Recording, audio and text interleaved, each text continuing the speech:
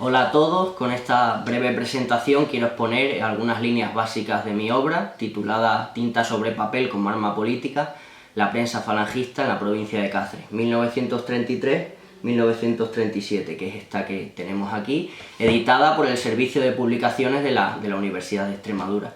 El trabajo, que fue galardonado con el premio Ópera Prima Ana Holgado 2020, pretende examinar la prensa política de perfil fascista y falangista que se elaboró y se difundió en la provincia de Cáceres durante dos periodos consecutivos, los últimos años de la Segunda República Española y los primeros meses de la Guerra Civil, hasta abril de 1937, justo antes de la forzada unificación política que decretó el general Franco, y lo cual supuso que Falange Española dejó de ser una organización política autónoma.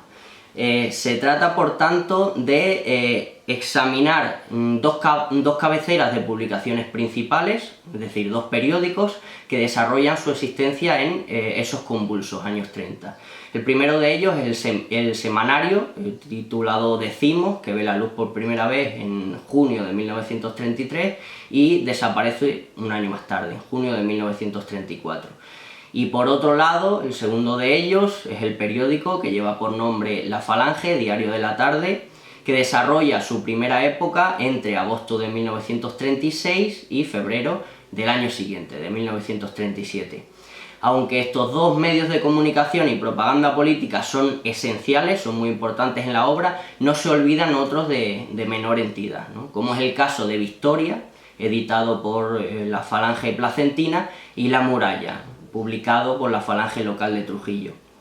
De este modo, con el acercamiento o la aproximación a esta prensa política, he pretendido atender a los orígenes, al personal, a su naturaleza, a la ideología o a los rasgos ideológicos y a la práctica política del movimiento falangista cacereño.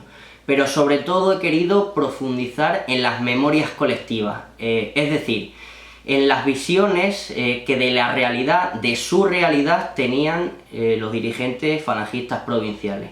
Y con todo esto he tratado de elaborar una obra que combinase, por una parte, rigor científico y por la otra, capacidad divulgativa.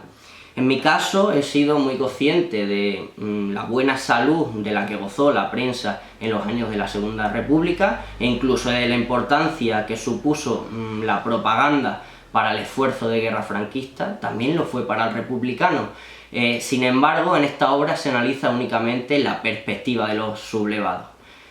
La prensa, por tanto, durante la década de los años 30 del siglo pasado fue una herramienta muy útil para construir y propagar mitos y visiones justificadoras. En el caso del franquismo, para legitimar la construcción del nuevo Estado. Pero no cabe duda de que hoy la prensa es una fuente de indudable utilidad, es una fuente de información muy importante y muy interesante para los historiadores, en la medida en que es un espejo donde se reflejaron el parecer y los pensamientos de los diferentes grupos o sectores sociales, ¿no? Y sin más, vuelvo a mostrar mi agradecimiento al Servicio de Publicaciones de la Universidad de Extremadura por el extraordinario trabajo que han desempeñado en el proceso de edición. Y nada más, muchas gracias.